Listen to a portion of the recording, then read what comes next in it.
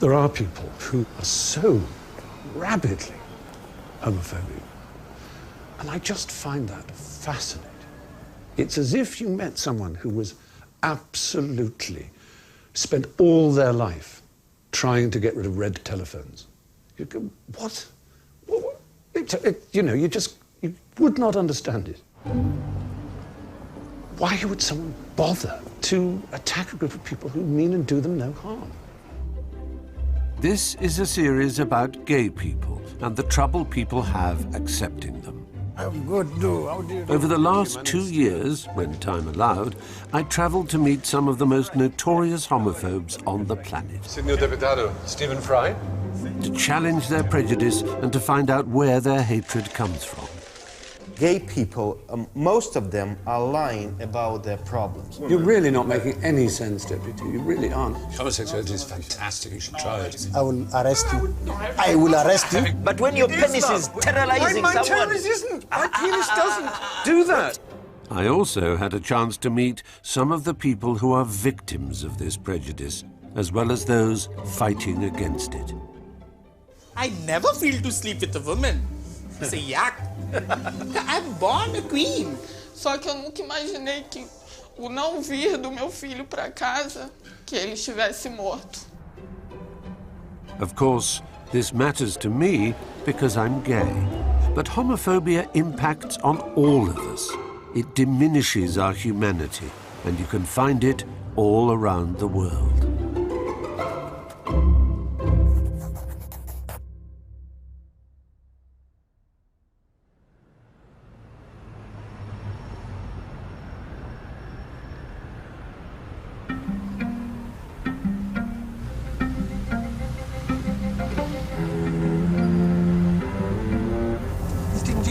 We've arrived now here in the UK in terms of gay rights. In legal terms, I think we have, but it's not a question just of laws. It's a question of the outlook of the broader society. Part of me wishes to bury myself on a blanket and let someone else do any cheerleading for good causes. You know, it's nice to think one can just let the world get on with it, and it's certainly not my job to push things down people's throat, which is always the good gay joke people make. One can't stand by and see injustice, you know. If there's another horrible case of a child hanging themselves because they're being tormented, then you have to speak out and hope things get better. Because there's certain things you can't control, but there are other things where, you know, just quietly pushing on the door, you can make a difference, or pecking on the wood, you can eventually drill a hole. It's incredible how much has changed for gay people in Britain in my lifetime. It's only been legal for me to be gay since 1967. Those homophobes are wrong. You can have Adam and Steve. Hello. It's Andy and Steve. You're Andy? But even though gays are no longer criminals and we have more rights than ever before, there are still some of you out there who will think that what you're about to see is wrong. You nervous? Yeah. Very, really. Yeah. Some people would say, well, you know, the point about gay people is they're bohemian, they're outside the normal world of families and all that sort of thing. So why would you feel the need to seal your relationship in a civil bond like this? It's just a natural thing for us to do, isn't it? It's the way we've been brought up. I feel what we have is what I've been shown what love is and what a marriage is from my parents. They treated each other with respect. They were partners, and that's what we are. We just happen to be two men. All straightforward? Yeah. Good. Excellent. Deep breath, lower the shoulders, smile and enjoy. While England and Wales were slightly ahead of the game, being gay was a crime in Scotland until 1980, 1982 in Northern Ireland. The World Health Organization regarded being gay as a mental illness till 1992. Everybody believes they live in a lifetime of extraordinary change, but I feel I've got more reason to think it than most. The idea of the seedy, dirty, filthy queer was firmly entrenched in one's mind as one grew up. And as soon as I realized that that's what I was, which was very early, I think, it was naturally a sense of foreboding with which I anticipated adulthood. Is there anyone present who knows of any lawful reason why Andrew and Stephen may not form their civil partnership this afternoon? Splendid. To go from that situation to to this amazing day like today where you see a gay couple getting a civil partnership with the full blessing of the law and the charm and warmth of the registrars and the easygoing nature of the entire event. And that's a very profound thing, I think. I give you this ring. I give you this ring. As a token of my love. As a token of my love. And a sign of the promises. And a sign of the promises. I make to you today. I make to you today. Oh, yeah, I can't help it. When you see this sort of ceremony, you see the hundreds of years of prejudice and hatred that went before. And it's just, you cry with happiness, really.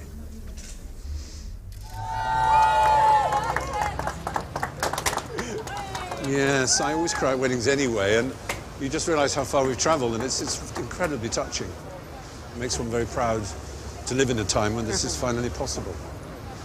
It seems to be that the world is going in two directions at once. The enemies of enlightened thinking, open thinking, free action, free thought are many. And gay people, you know, we should certainly celebrate days like today, but we should be aware, we should be cautious, we should always be on our guard, you know, that somebody out there hates us.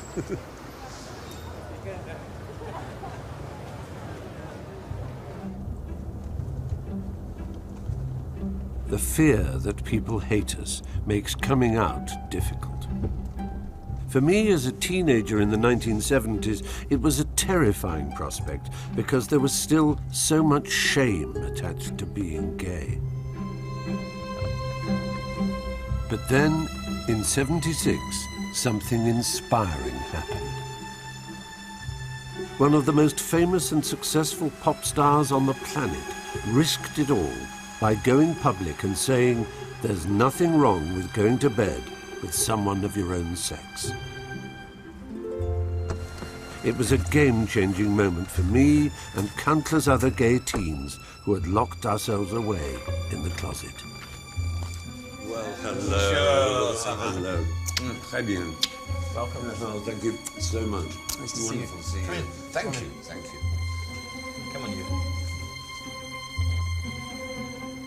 How early on did you realise you were not as other girls, as I like to put it? It took quite a while. I mean, I grew up in the 50s when nobody talked about sex. And the first time I had sex was when I was 23. Really? With anybody. Yeah. And it was a man. The thing was, I thought everybody in the industry knew. And you know, when it came out and it was the cover issue of Rolling Stone, it really didn't hurt my career that much at all. No. People burnt my records. But I think you still but it wasn't really, there was no seismic shift. And so you were mutually drawn as well. Did you have a boyfriend at the time? Had you had a boyfriend? No, Elton is my first real relationship. The first 6 months, we took it very slowly and very carefully. I mean, I had to come out to my family, because I wasn't out to my family. I had to go home at Christmas and say, I'm gay and I'm in a relationship with Elton John. which is coming out like a Exocet missile. That's the first cheap wallop. The relationship was blossoming until the point that civil marriages became, or civil partnerships, I should say, became possible, and you were the first notable couple.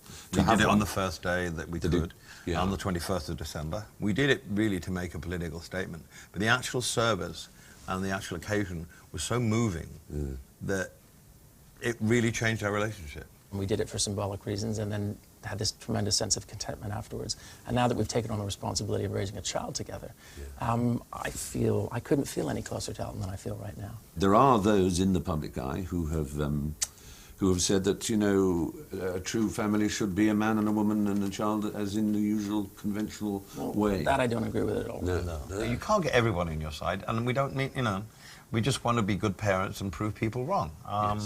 And I think we will, but I mean, you can't stop that kind of stuff. That's right. It's all about equality. Yeah. I think everybody in life deserves to be treated equally, regardless of who they are, what they are, who they love, where they come from, age, color, sexuality, sex.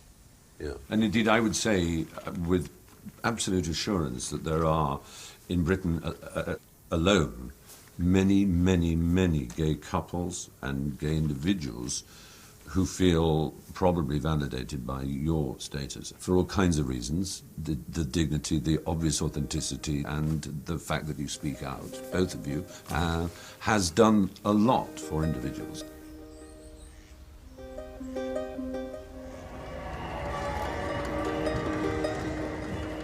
While Elton and David have done much to encourage a change in attitudes towards gay people here, I'm keen to know more about what it means to be gay elsewhere in the world.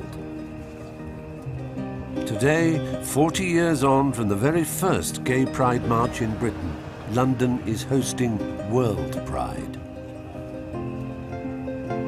And the gay community here has joined forces with gay men and women from all around the planet to show that the fight for gay equality is now a global one.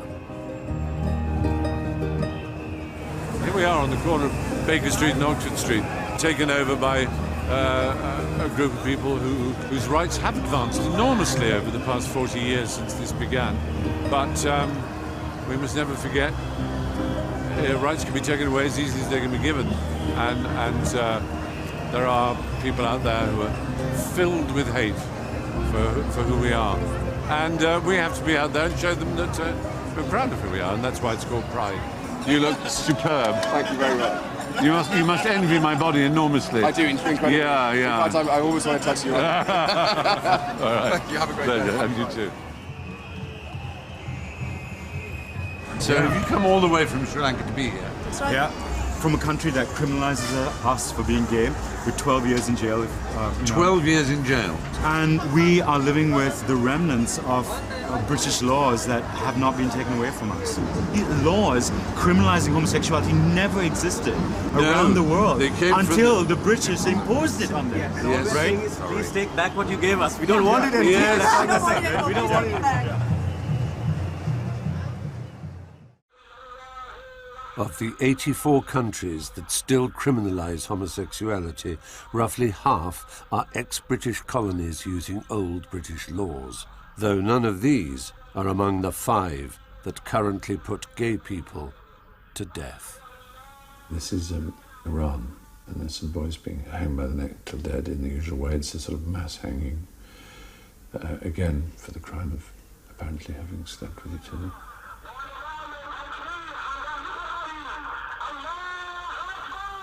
It's just the supreme expression of homophobia. If anti-Semitism can lead to Auschwitz, homophobia leads to this. The sheer... Although it sounds like political correctness, moaning about playground taunting and saying that it's important that we show respect. This is why.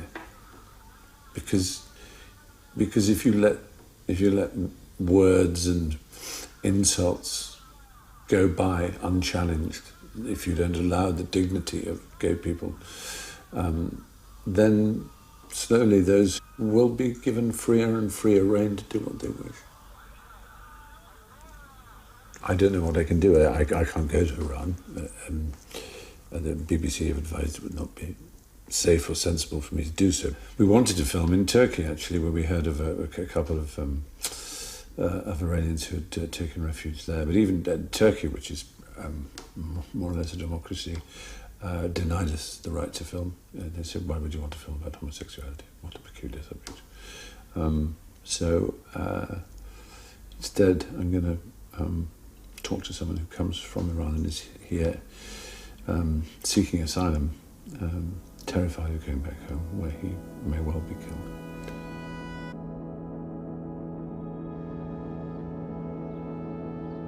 Three such hangings are reported to have taken place in the last year. But it's almost impossible to find anyone brave enough to talk about being gay in Iran. Farshad has agreed to meet me to tell his story of how loving someone could have cost him his life. I had a boyfriend, but his father was very, very horrible man. And we had a relationship for 4 years.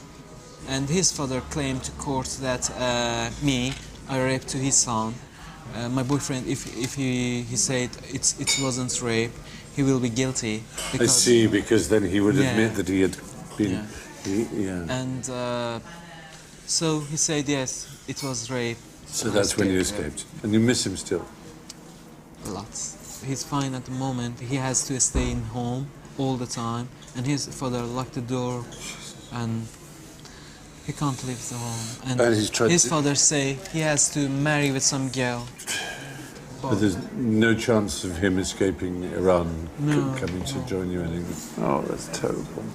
And you've been here for 3 years now. Yeah. And has the Home Office granted you asylum as a refugee? When my caseworker asked me about my case, they don't believe me that I'm gay, and they told me if you are gay, you need good evidence that you are gay. That's a bizarre state of affairs, because they must recognise that if you went back to Iran, your life would be in danger, or certainly your liberty. If they want to turn back to Iran,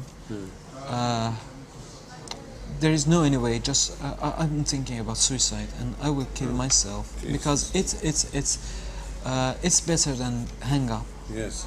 Even I choose this way. Quite. Even It's I your choose. choice. Yeah. It's my choice. If the British government sent you back to Iran and the worst happened and you were hanged, it would be a crime that would be on the head of everyone in my country, and it would shame me. You can be aware of the wider politics, the theology. It's only when you meet someone who is a victim of those extraordinarily skewed moralities and the cruelty and barbarity of the system that's in place in Iran that it touches you truly deeply. I think Fashad is an extremely brave man to talk to me on camera about his experience. It's the most idiotic, the most ironic, the most stupid human quality you can have, that love is the thing that tears people from their homeland, from their families, threatens their lives, makes them outcasts from their own people. Love, the greatest force we have, the thing that will mend us all in the end. It's criminal. It's very, very upsetting indeed.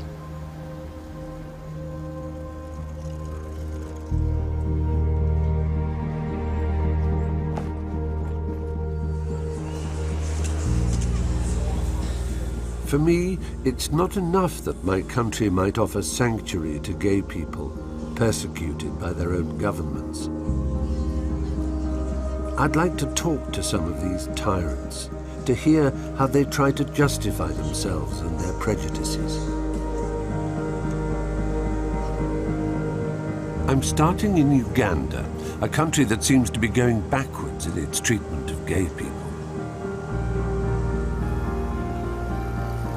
Since 2009, its government has been considering passing a new law which proposes a death penalty for homosexuals.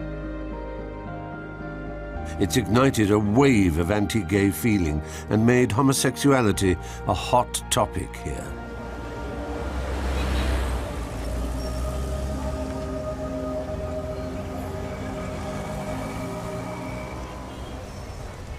I've been invited by Kampala's most popular radio breakfast show host to debate the issue. Stephen Fry here to see Fat Boy. Fat Boy? Fat Boy. Fat Boy, nice to meet you. Nice to meet you. Hello. Hi, morning, Shanice. Denise, nice to meet you. Lovely to meet you. It's Fred. Yes. How are you? And I can't deny I'm feeling a bit nervous about meeting my opponent in the debate, who'd probably prefer if me and my kind were behind bars. Welcome to Sanyu Breakfast, Stephen Fry. Thank you, Fat Boy. It's lovely to be here. Yeah. Also joining us, we're joined by Pastor Solomon Male of Arising for Christ Ministries. He almost needs no introduction. You know him. He's out there very aggressively fighting against the many evils that plague our society. Is that correct? True. In a climate where the size of a church congregation equates to its wealth and power, taking a harsh and even graphic view on homosexuality is a surefire way to appear relevant. Let me start by being very, very clear.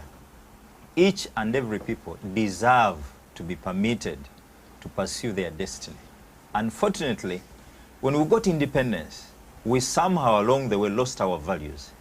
But if someone is truly traditional, Like, for instance, a man marrying a woman and a woman getting married to a man and sexual intercourse, the values of good character, where you are honest, where you can be trusted. Let's not pretend those values came from missionaries in wearing black coats who arrived all the way from Britain and from France and from America, and they brought you a Bible. Even before they came, nothing we to had do with your values culture. as Waganda. As all peoples do, we all have those values, and gay people have them too. I've come out to tell my brothers, my sisters, my children, what you are indulging in is hurting your life.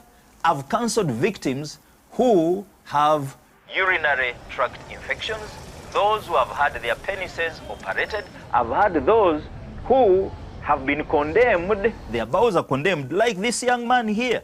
He has been condemned. I've never heard of any of these preposterous physical prolapses you've spoken about. They just don't exist. That is the funniest headline I have ever seen. Right, Jen.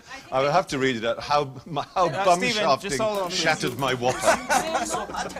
Where would a man like this one get you don't need to go into details. Get a spare penis? Get a spare rectum and anus. When we get back, we'll be taking your phone them more calls. than Pastor Male, these people do. we have to take a break. When we get back, we'll be taking phone calls. Stay tuned. Let's not discuss anatomy. Sorry, okay. But for me, that's why I came out. So we compromise they'll have their in the license middle. closed down.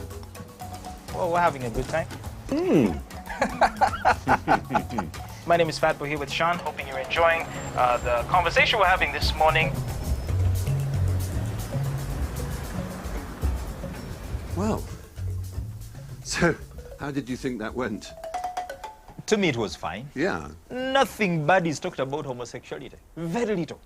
But the bulk of it talks about erotic experience, when you indulge in anal sex. But when you start talking to them, you hear very, very sad, painful stories. Young girls who have had what I call urinary incontinence. Yes. Bladders have been damaged because they use all sorts of gadgets, including dildos, including carrots. And look at the penis penetrating the anus, where it was never meant to penetrate. But why are you concentrating on homosexuals there? Because most sodomy, most anal intercourse takes place between men and women. It doesn't matter. Homosexuality is not a person. It is the act. There's nothing like someone was born a gay, someone was born a lesbian. But I was born You were different. born with a penis. Yes. And a woman is born with a vagina. Yes. The penis is supposed to penetrate the vagina, not the anus. So you say? It's simply perversion and I don't know why you're obsessed with anuses. I'm not interested in anuses. No. I am telling you, fry. But you're obsessed with anuses. I'm not interested in anuses. I'm interested in men I fall in love with. When and you not say, with anuses. Can't you understand? No, It's about love. No. You are so base and materialistic. Love. But when your penis is terrorizing my someone... penis isn't. My penis doesn't do that. I'm not interested in sodomy and buggery. I am not interested. So forget about it.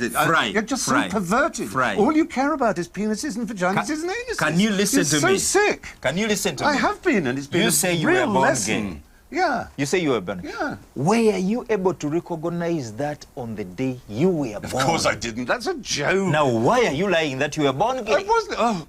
When did you first have homosexuality intercourse? I've never had it. In your life? Never. Most gays don't. You're obsessed with it. That's what I keep telling you. All you can think of is anal sex. So you've I'm never... not interested in it. Wait. You've never had a partner? Yes.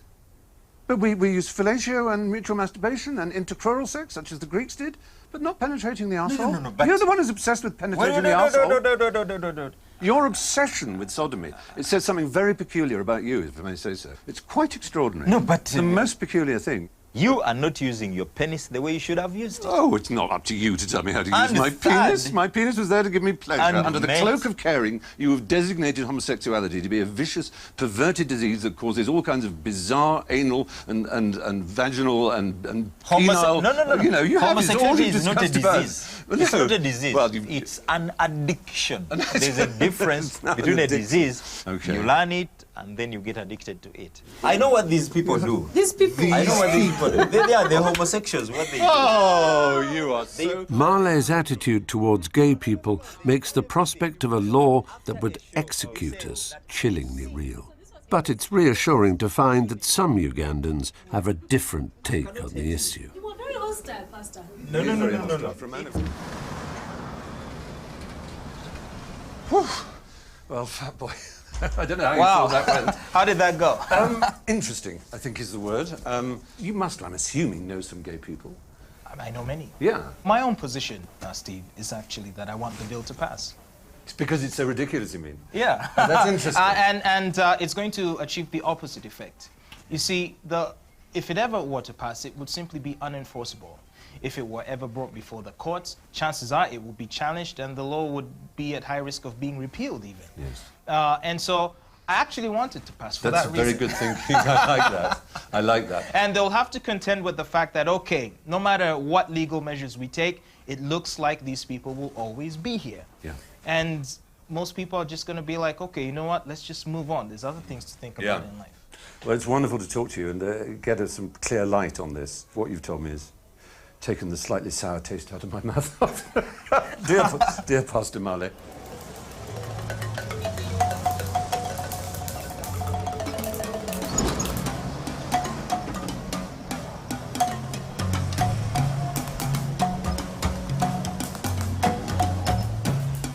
It would be easy to write off Marley as some sort of fanatic, but preaching that homosexuality is a curable dysfunction has dangerous consequences.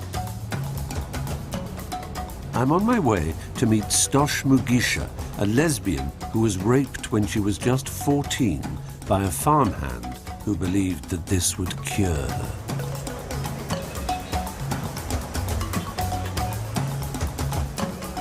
It's a phenomenon known as corrective rape, and it's affecting lesbians all across Africa.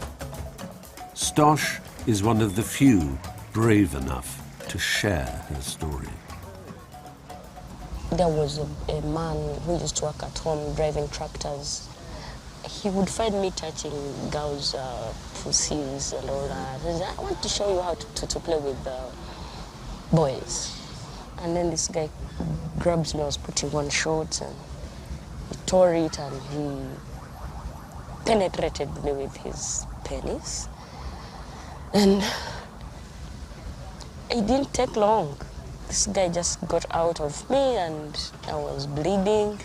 I just cried and this guy kept telling me, that's how you have to play with boys and all that. I was sad and I don't know what happened later, but I found myself sleeping and crying in my sleep. When my grandmom came around, I told her Saddam he was called Saddam, forced his penis into me. It's like, but you always play with them football. Man, you chose to. And they left it just like that. It even got worse later when they discovered I was pregnant. So this one single rape made you pregnant? Yes. I didn't even know the word rape by then. Really? They took me to the hospital, they injected me. So they forced an abortion? Yes, 1996.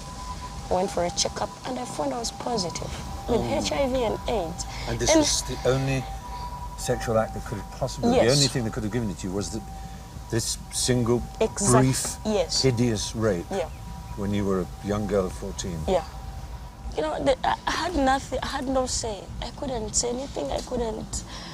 But it kept hurting, you know, like hurting me, you know, like these people really think that I could just lie there. I had never met a man. I'd never slept with a man. I'm sorry. No, please don't be sorry. I'm telling you the truth, I tried so hard to commit suicide. I'm not surprised. Because there are very, very many things I weren't aware of. Yeah. But I knew that someone can kill themselves. Your life encapsulates almost every detail of the gay experience in Uganda. But you are a shining example and an amazing inspiration, and I hope anybody watching this will be as taken with you and as fond of you as I've become very quickly.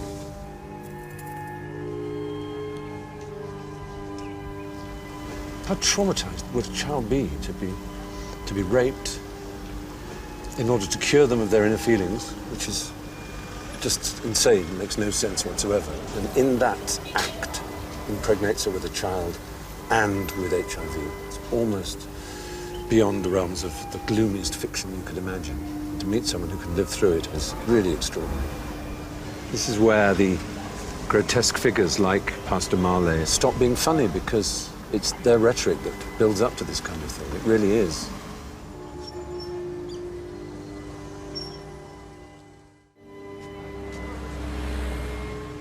Right now, HIV rates are soaring all across Uganda, but the mind-boggling thing about the proposed anti-homosexuality bill is that gay people are now afraid to ask for treatment. A gay support group called Icebreakers has had to step into the breach and open a clinic. But in doing so, it's attracted the wrath of a senior government minister who's behaving as if the bill is already law. The Minister for Ethics and Integrity, that's Ethics and Integrity, Simon Nakodo, said he intends investigating the clinic for promoting homosexuality. If we find out that it's the clinic relating to promoting the culture which doesn't conform to our morals as a country, we shall instantly ban and close it, he told IRN Plus News. These people, LGBTI, are doing their operations undercover. It's not easy to track them. However, we shall not allow any social gathering, association, infrastructure, or any activities that exist to promote homosexuality, he said. It seems such a pity. Lukodo's agreed to meet me before I leave Uganda, and I'll be keen to challenge him about his behavior, including his threat to jail people who don't report gays to the authorities. In this sort of climate, it's little wonder that Icebreakers' whereabouts is a closely guarded secret. There they are. Do you see them with the suit? Yeah. In here? Turn right in here? Turn right here, that's it. Security clearly matters. Hey. Nice to meet you. Hello, how are you? Nice to see you. Nice to see you. So this is your clinic? This is Icebreakers. Icebreakers. This Icebreakers. The research center, it has a clinic and everything all in one gate. And I noticed you've got this gate and it's secret, basically. You try not to let the government know about it. No, there's no post, just everyone thinks it's a home. So you rely on a network of LGBTI people to inform each other that there is this place if they want rapid testing or they want advice on sexual health and things like that.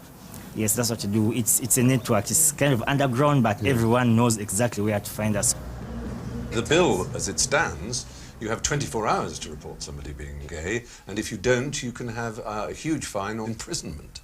If this got passed into law, you would apparently be breaking the law. It has become a challenge to us, because if they say that it's a law for me to go and report that this one is a homosexual, then that means they have to change our laws. As a medical practitioner, exactly, you've taken an oath. Because we have to keep confidentiality of each and every one. I was reading a quotation from Nakodo, the Minister of Integrity and Ethics, in big inverted commas, and he said that he had heard of you and that he thought that you were there to promote homosexuality, and his intention was to close you down. Yeah, we don't think they really come out because there's nothing illegal we are doing. No. But maybe just to prove a point of defiance, they can come and raid us, and we can't resist them because they're more powerful than us. But soon they'll get tired on clapping down on us. We aren't going to stop. It's fantastically brave. Yeah, we're just beginning, we won't stop. While the health aspect of Icebreakers' work has become increasingly crucial, its other function as a safe space for young gay people is now more important than ever. You feel accepted. It's safe. You can be yourself. You can talk about your relationship, how you feel, and talk about the way we dress. Yes, yes. You know, besides what we do with our community of telling them about HIV and all that, we really still come here because we feel safe, we feel accepted here in this environment. What's so revealing is that the insane homophobic people who drafted this bill are convinced that everywhere is a conspiracy of, erotic orgy. And in fact, what you do is talk about friendship and feelings and love and fashion and gossip. It's not about sex. I don't know why they're so obsessed with it. They are not ignorant, and they know perfectly well that gay people pose no threat to the children and families of Uganda. Yeah. They know perfectly well that gay people don't recruit. So they are deliberately telling lies to make themselves popular and to make their voices loud. Exactly. It keeps them going. Yeah. It keeps their business thriving. Shameful. Very Truly shameful.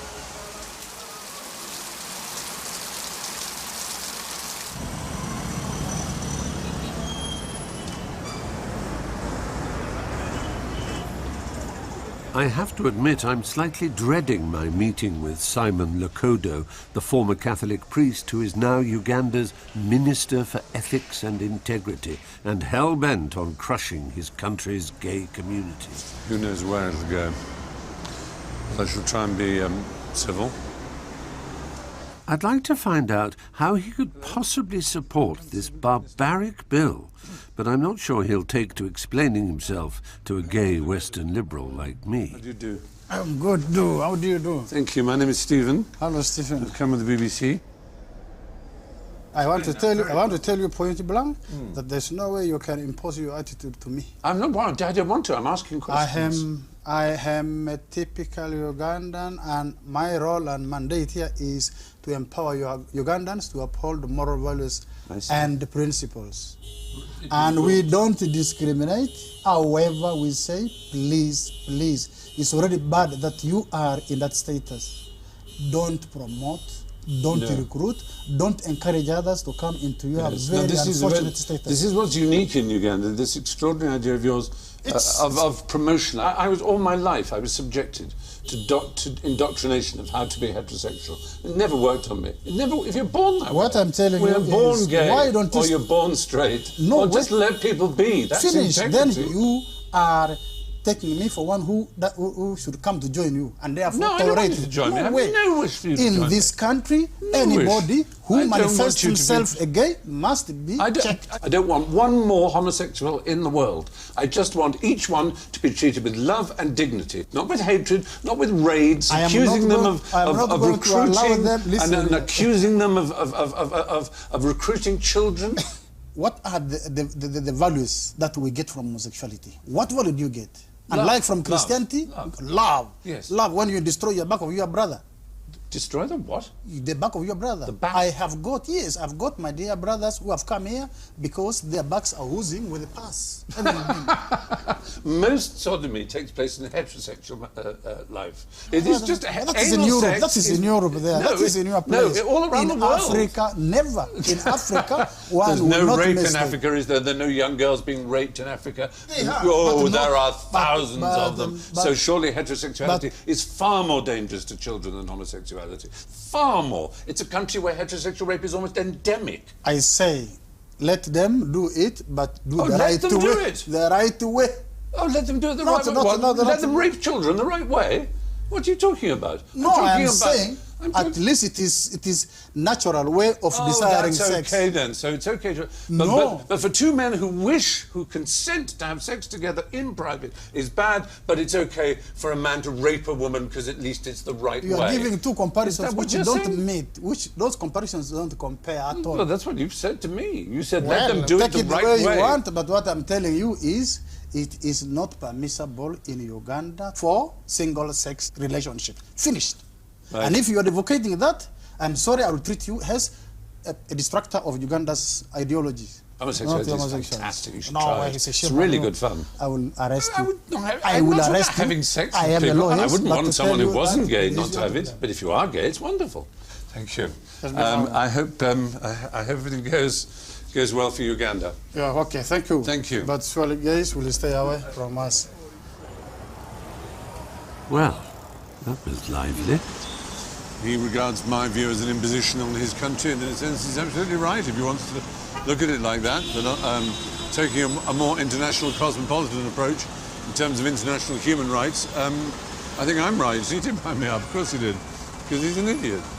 You know, this idea that we recruit and promote it is the only one they can use to convince the ignorant that somehow homosexuals are a threat, because there's no other way they are. It's just so dishonest, so wrong. I'm none the wiser as to what's really behind Lokodo's hatred of gay people. He just kept repeating his mantra about promotion and recruitment as if being gay is something you can talk people into or out of. Perversely, the philosophy that underpins this twisted idea comes from the land that gave birth to gay liberation, and that's where I'm heading now.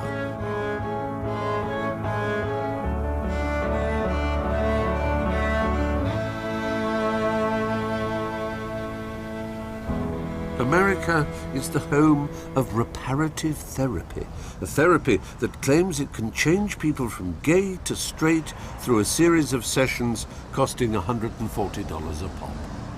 Its most prominent practitioner, Joseph Nicolosi, is based here in LA, and I wanted to meet one of his patients who had managed to reverse his sexuality. I was home one weekend and I said, I am, but I don't want to be homosexual. Yeah. And how did you respond to that, Karen? My heart broke because I knew his life would be more difficult than I would want for my child. Yes. I begged God to make me straight. I would serve him for the rest of my life if he took these homosexual attractions away from me, and it never did anything. So I felt as though I'd been a good Christian and I'd been faithful and that it hadn't worked. So I needed to try something different, and that was reparative therapy. I eventually came upon Dr. Nicolosi's book in my university library and basically sat down and read the whole thing in one sitting. Yeah. I hadn't heard of Nicolosi. I knew nothing about reparative therapy. But I had such respect for Daniel and who he was that that's what he needed to do. I would support him. Presumably he's trying to prepare you for a moment when you're walking along the street and there's a guy and he gives you a set of tools to apparently to deal with that. Yes. You would ask yourself, well, what characteristic of that guy do I find most attractive? Right. And you take those characteristics and say, well, what internal faults in myself do those represent? What you are seeing is a mirror of the things you lack. Yes. And for how long did you see him? How many sessions? Was it every couple of years? Or? From start to finish, it was about a year and a half. Are you now in a state where you're actually happy with who you are? Yes. Since then, I've been satisfied with my sexuality.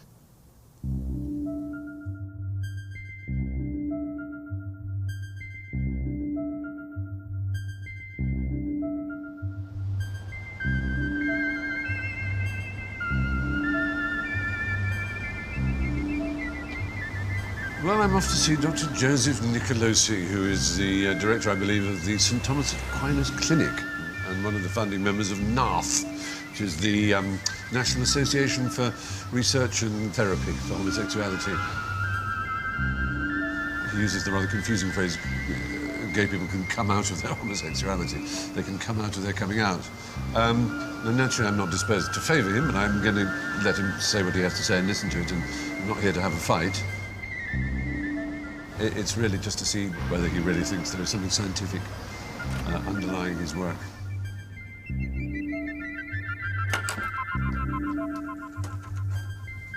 Hello. Hi, I'm Stephen Fry from the BBC. I'm here to see Dr. Nicolosi. Thank you very much. Hi. Hello, Hi, Dr. how are Nicolosi. you? Hello, Nice to meet Stephen you. Fry. Nice to meet you. Come on in. Nice to Thank meet you very you. much. Come on in. What a gorgeous view you have. Thank It's you. almost Thank unbelievable. You could sit on the right here. Super. Okay, here we are. Well, it's nice to be here. Good to have you here. You offer a practice which heals, reverses. I don't know how. I just like to know the vocabulary you prefer. Yes. To describe the work you Resolves. do. Resolves. We resolve the conflicts that are behind the homosexual attractions. Right. That's what we do. You're pretty much of the opinion, I assume, therefore, that homosexuality is a nurture. That's right. We Right. believe it's based on trauma.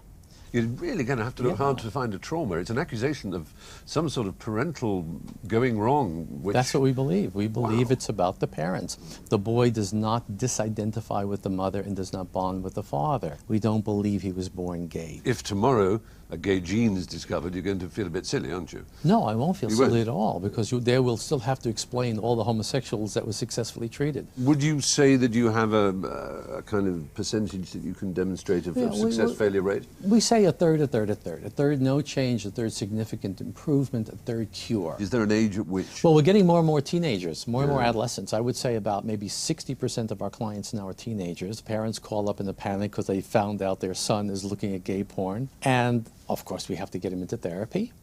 The momentum and the enthusiasm of the gay movement sometimes sweeps up young adolescents into that identity when it's premature.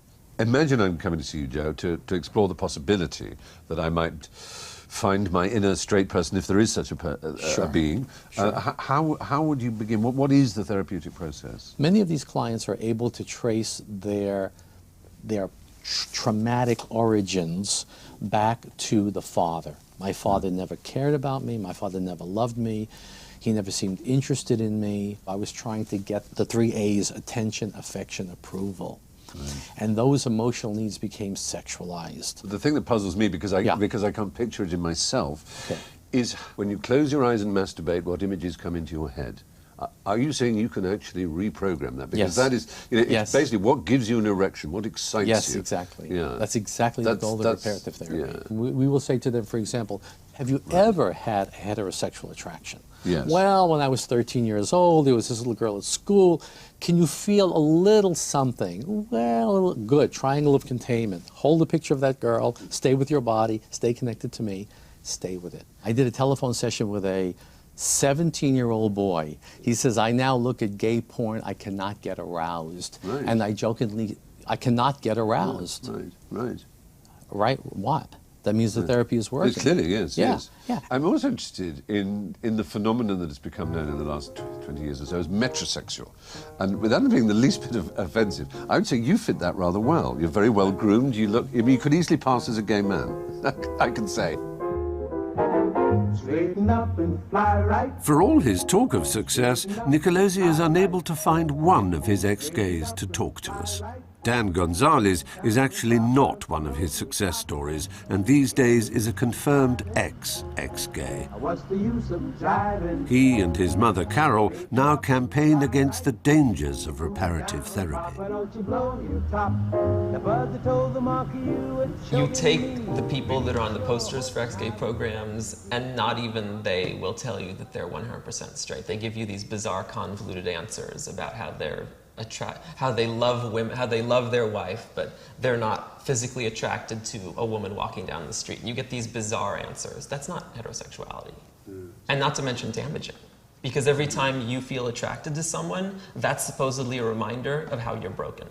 And what it doesn't cover, for me and for most gay people I know, ultimately being gay, like any other part of being human, is about love. Was that ever addressed, the nature of love, or was it always just about sexual attraction and how you get rid of that? It was always just about sexual attraction and how you get rid of that. And I came to the point where I realized there was nothing wrong with it, and that I didn't need to change, and that I couldn't change. Did that mean also that you had to abandon your faith? I had to abandon my faith. Right. Can I ask, on personal matters, have you had a partner, or do you have a partner, and are you happy? I'm single at the moment, but I have dated and had boyfriends, yes. Yeah. Nice boys, you like them? Oh, yes. Daniel has good taste. Yeah, I'm sure he does. I'm sure he does. What is your feeling, all told, would you say, Carol, about Dr. Nicolosi and his program? I think he should be ashamed of himself. Right. I can see you are angry about it, yeah. Reparative therapy makes the assumption that being gay is a problem for which families are somehow to blame. But for me, this is an argument that just doesn't add up. I have two parents whom I completely adore. My mother is the warmest, loveliest, kindest person in the world. My father is equally wonderful, though I will confess I felt very cold towards me and to my brother, incidentally, when we were young. And I was scared of him. So in that sense, yeah, he's on the money. I had that kind of father, but so did my brother. You know, I mean, it's just not good enough. And I don't think it really matters. I think the point is that if there is a problem, it's with society.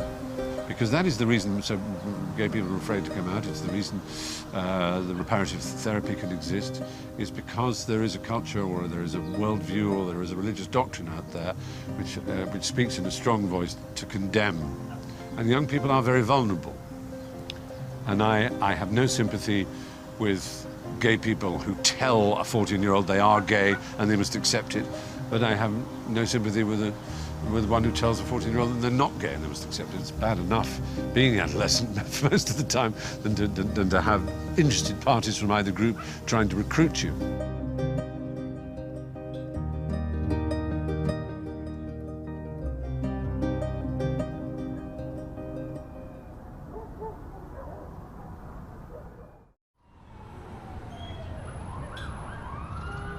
I couldn't leave Hollywood without some exploration of how the movie capital of the world deals with homosexuality. We've all heard the rumours about A-list stars hiding in the closet, but would actors really feel the need to do that nowadays? There's always a big question in people's minds is, if you're a male gay actor and you come out, does it reduce the number of parts you can play? Does it mean you can only suddenly play the camp best friend or some sort of villain? Can you play a romantic lead? Can you have a full career? Is it fair to ask gay actors to have to come out? Are they hypocrites for hiding their sexuality? I don't know. I'd be anxious to find out. The rain in Spain stays mainly in the plain. I think she's got it. Maybe hiding your sexuality is warranted in Hollywood because the audience wants to believe that the romantic lead or action hero is the real straight deal. Now once again, where does it rain? On the plain. I'm on my way to meet a man who helps actors hide the telltale signs of a gay sexuality. Hello. How are you? But I'm most curious to know about the psychological impact of a life spent peeking out of the closet. Well, no, one of the things I know you do, which is fascinating, is that you help actors who feel that their voices are, as it were, perhaps a little too camp, and they feel that's holding them back in terms of the amount of work they can get. Well, you know, sometimes they come on their own. Sometimes it's a producer, agents, managers. We're not getting the jobs that we think we should get. Right. It's just like teaching an accent. It doesn't really change who you are. No. If everybody thinks that you're Southern, that means you did a good job. It doesn't mean you're Southern. Today, Bob is seeing a new client called David Ross, a former member of British boy band Bad Boys Inc., who's now trying to carve a career in Hollywood. Tell me what you'd like me to help you with. I think the main thing that I have going on is that I'm constantly self-monitoring, and I really thought that it was to do with my career and being in a band. I used to be in a boy band and was told that, you know, I couldn't act a certain way or talk a certain way. What did they say you can't do what? Oh, God, I couldn't walk down certain streets, I couldn't flick my hair a certain way, I couldn't, obviously couldn't talk about certain things. So tell me what you'd like me to help you with. Just being so self-conscious. I mean, there's an element of self-consciousness to being an actor and being a performer, but, you know, if I cross my legs, is that too English or is that gay? I mean, I don't know, you know, I can cross my legs like this or should I cross my legs like this? Well, what do you think?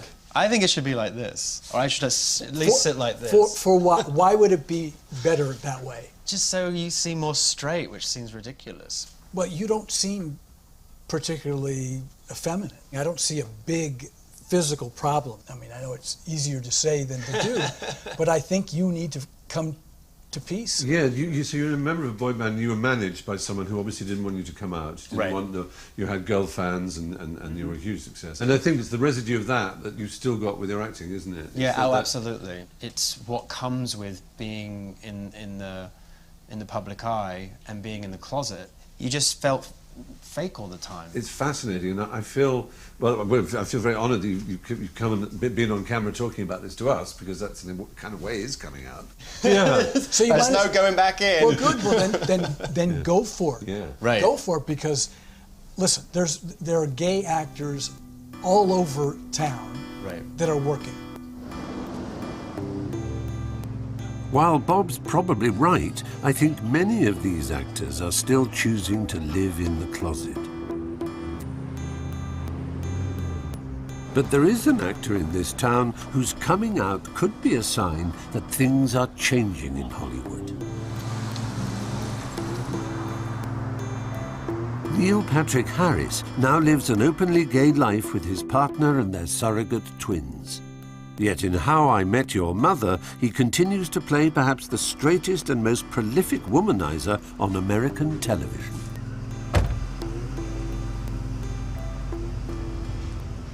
Well, Neil, people of my generation remember you very well as a child actor. You played Doogie Howser, MD, this prodigy, which in fact you kind of were a prodigy, because, you know, you sing, you dance, you act. Had you thought through the idea when you did come out, that it might affect your career adversely, and that maybe you might not have the full range of roles available for you?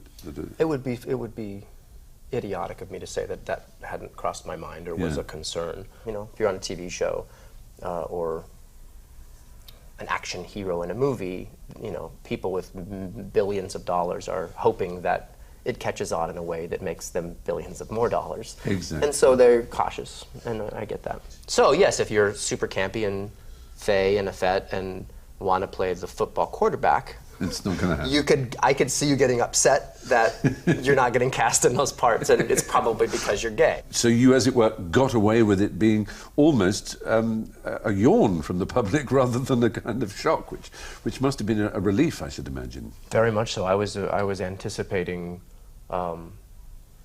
outrage, and in turn I got indifference. And I was like, wait a second, didn't you hear?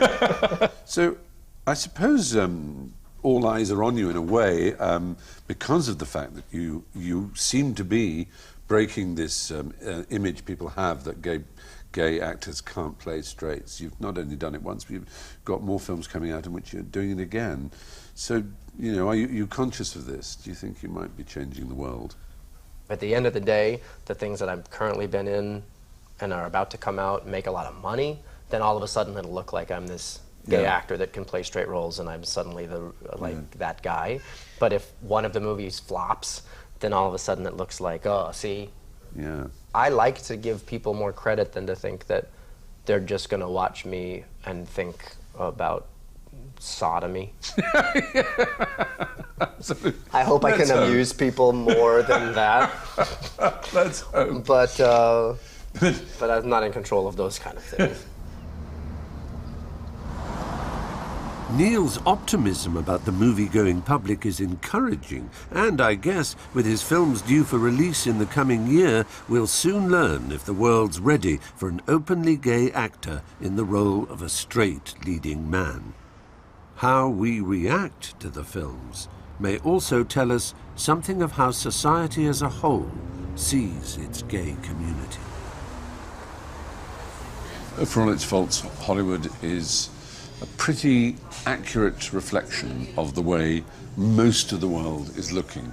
And the fact that they can have actors who are openly gay, openly camply gay, is not something you should thank or congratulate Hollywood for. You thank and congratulate the culture that Hollywood recognizes, accepts things like that. Hollywood is the thermometer that is thrust up the anus of the world's sensibility. Things do move forward. It's 3 steps forward, 2 steps back, but in the end it is always progress. People learn. I want to be a man cub, and stroll right into town and be just like Next time, I'm in Brazil. At the biggest gay celebration in the world. I travel to India, where they're celebrating the end of British colonial laws which criminalized gays. And I'm in Russia, where life for gay people is taking a turn for the worst. Look at Putin, look at Dobby the house elf, and remember that's all he is, a little house elf.